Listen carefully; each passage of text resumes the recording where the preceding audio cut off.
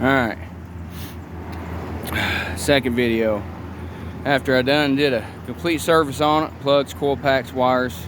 See it in my first video. Had a problem with shutting off.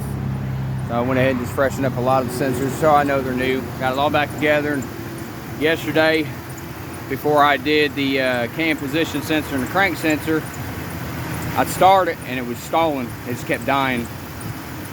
So I got it all back together. Cam position sensors in, as in my first video. Throttle body, everything's in. I did a reset, which I explained in my first video on how I was taught by a Mopar tech. And now we're going to take it for a drive. It's running. It's idling smooth. It's not stalling, not shutting down. It's been running for about 15 minutes now. And there's no lights on in the dash other than my low washer fluid. That's a sensor. But so this is a 04 Laramie quad cab, 5.7 Hemi. You'll get that little red lightning bolt down there in the right corner of the dash, and that's always attached to your electronics. You got to thank the engineers for going for electronic throttle bodies, but that's what that's attached to. Like I said in my first video, I'll explain everything that I've replaced. It's got 133,000 miles on it. Hard to see, it's glowing, but now I'm taking it for a drive. We'll see if it kicks anything on.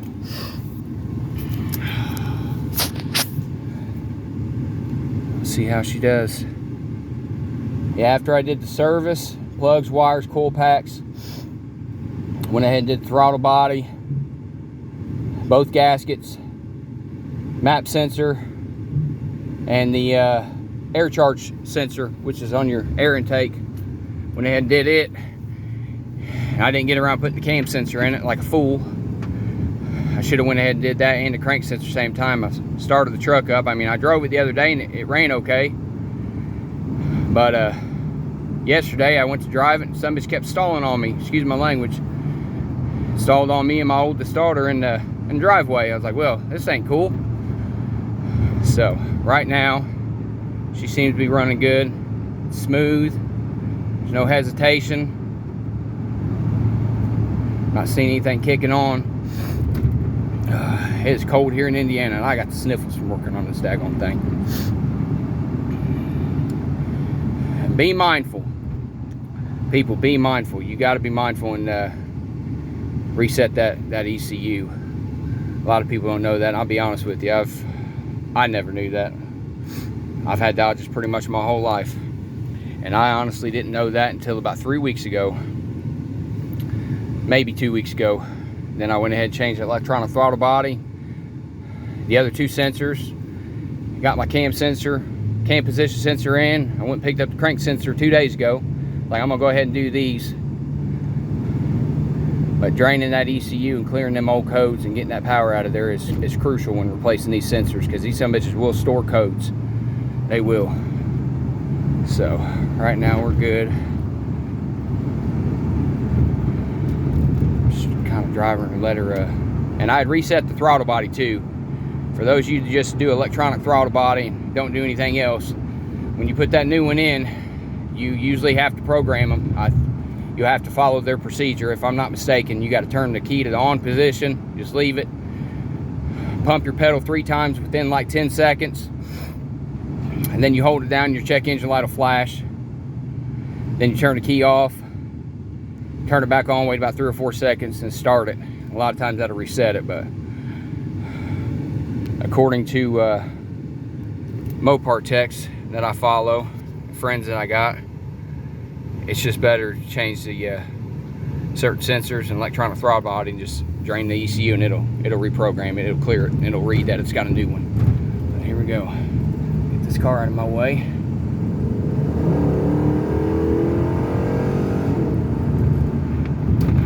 Yeah, buddy, no stall. She's getting with the program. She's getting with it. So there you go.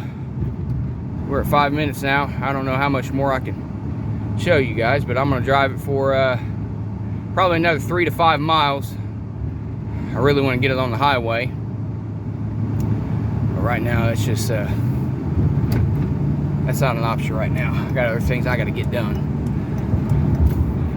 This is for anybody who really can't afford to go to a shop and you halfway know your way around a toolbox.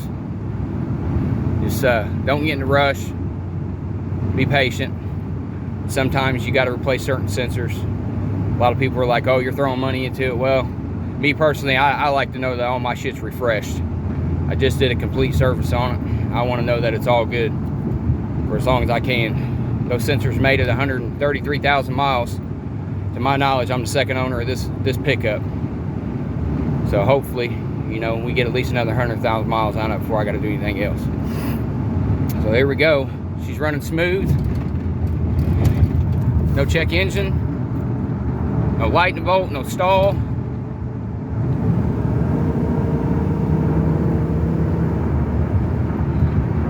That's 60 mile an hour. Get on it. Fantastic. This good old Indiana boy trying to do his own thing. Hope it helps somebody else out. There's been some fellers that have helped me out. I definitely ain't trying to go and spend shop money. Not when I own my old tools and know what I'm doing. So hopefully this helps you guys out. Anybody that sees this video, go ahead and follow me, subscribe, and I'm gonna start putting more videos on, try to help other people out. You guys have a great day and happy 2022. Stay safe.